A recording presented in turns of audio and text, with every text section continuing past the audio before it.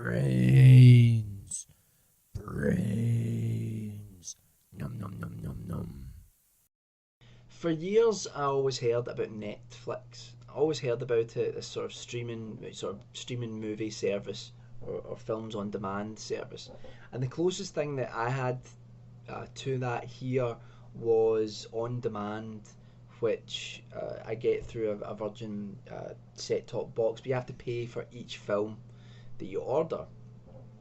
And I've always heard about Netflix, always wondered what it would be like, and it was released or launched in Britain recently. So I decided that I would check it out because I've got a Wii, and you can put Netflix on that, so I can watch it on my telly, and also can watch it on my laptop or my computer, and you can stream it to a bunch of other devices. Um, I don't have an HD television. I'll show you at some point. I've got a huge projector, which was a projection screen. It's not really a television. It's totally retro, but it's like a cinema. It's not the size of a cinema screen, but it's like a cinema screen, and that it's sort of proper projection, but it's standard def, which is the only sad thing about it. And I got that TV for free. I got it for free from my brother because the work he was at, they were throwing them out, and I got one. It's amazing. Anyway, so I don't mind like streaming it through the Wii because the Wii can only stream in standard definition. So I got Netflix the other night, and I just wanted to give my impressions on it for anybody else, especially in the UK, that is thinking about it. And I think it's being rolled out to the rest of Europe as well. Here's the thing: there's this sort of war of words going on between Netflix, which has just launched, and Lovefilm. Now, Lovefilm is a service run by Amazon, and what Lovefilm does is it's a mail order service where you pay a monthly subscription and you can possess two DVDs. It sounds like you actually possess them, not like that. You can order two DVDs at a time, and then once you mail them back to them, and you get as many DVDs as you want, basically. And they've also started doing a streaming on demand type service. So they are sort of conflicting with Netflix at the moment. There's a lot of argument as to which one's better. I can't say because I haven't tried the Love Film service. All I can talk about is Netflix. But this does that. I just wanted to check it out because they were doing like a month's free trial, which I'm still on, and I just wanted to check it out because I was free. So at the end of the day, we like free stuff. And what you do is you go on to Netflix. Once you've signed up to it, you need to put in like your credit card detail or whatever details, and you go on Netflix, and you get presented with different genres of films and stuff like that. I know people that are in America that have Netflix all the time will be looking at me going, "Why are you describing this what Netflix is?" Everyone knows what it is. But just for those who do not, and you get like the front covers of the DVDs or the posters for the films and a description of what the film is, and sort of put into all the different genres. And I'm doing too many hand movements here, so I'll stop doing that. And that's basically what Netflix is. And you can rate the films. You can also see, if you use it through Facebook, you can also see what your friends on Facebook like, the films that they like and stuff like that, recommendations and things like that. So first of all, on the service itself, fantastic, brilliant. I've not had one problem with it. The streaming is amazing. The picture quality is really good. I've heard there's problems with the Love Film streaming service that the picture quality is not the best. Picture quality here, fantastic.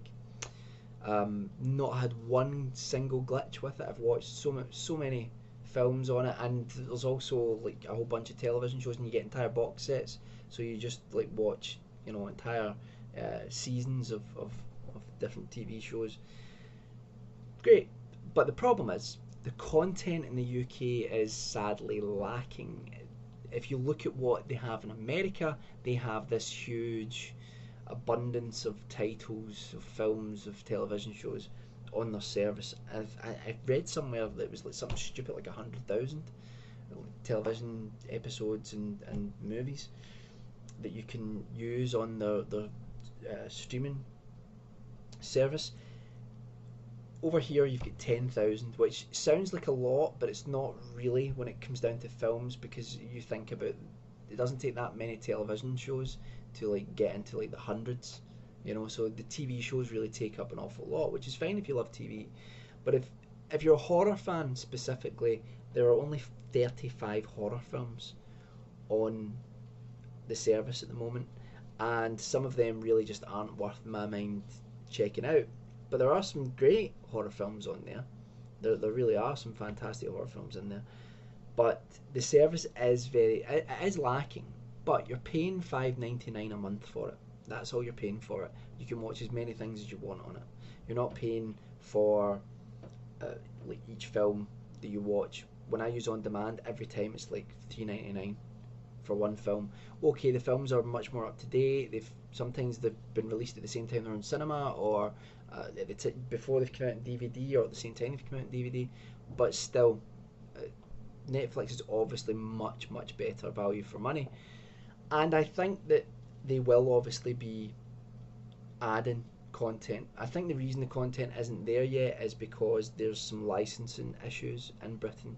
They probably have to, like, I heard somewhere that they spent $1.2 billion in America to have all of the licensing that they have for all of the television shows and films.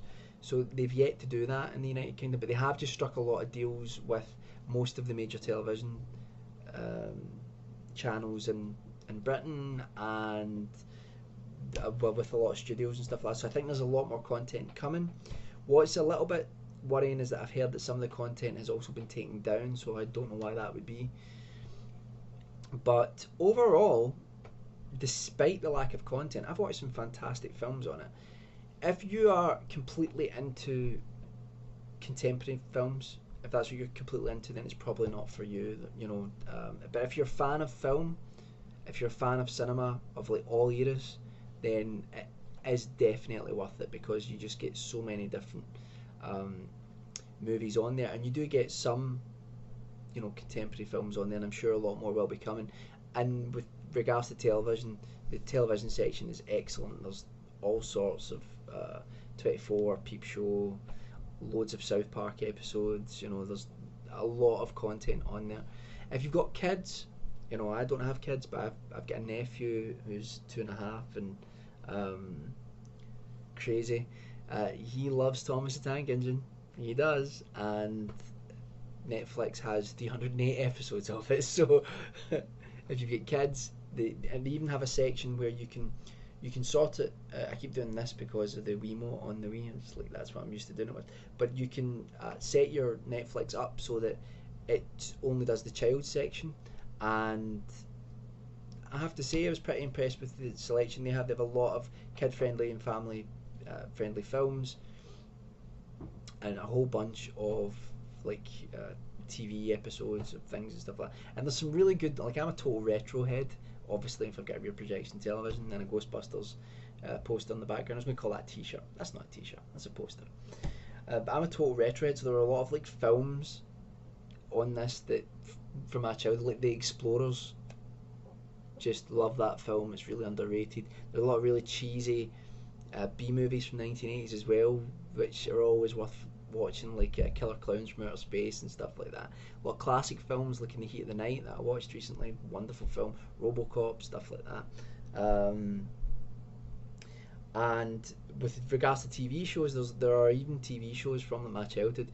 Like, me and my girlfriend, we sat and we watched Inspector Gadget, just because my girlfriend's a little bit younger than me, so some of her references to like television shows, she's like 5 years younger than me, so there is that almost generational gap between us, where she'll see something, she'll just say before my time, you know. But like stuff like Inspector Gadget, like we both went, you remember this, when we both watched it as kids, so we watched an episode of it, and she put the Power Rangers on, which I was too old. I think Power Rangers debuted in like 1993, so I would be like, well, I was old, I was 12, that's what age I was.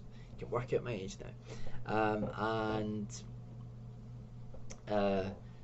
she sat and watched it. The only thing I would say, if you use it through Facebook, it posts the films in things that you watch on your Facebook page. You can click don't share as you start watching it. I forgot to do that when we were watching Power Rangers, and then my Facebook page, I think a lot of people were going, why is Michael watching the Power Rangers? People with kids, it'd be fine, they'd be like that, well, it must be for the kids, but people are like, Michael doesn't have children. Why is he watching Power Rangers?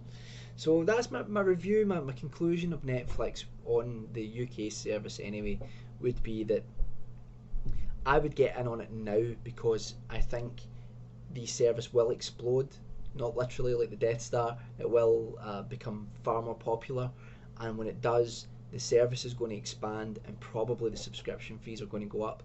And I'm hoping that the people like myself who have got in there at the beginning will be still jamming with the $5.99, just be like, yeah.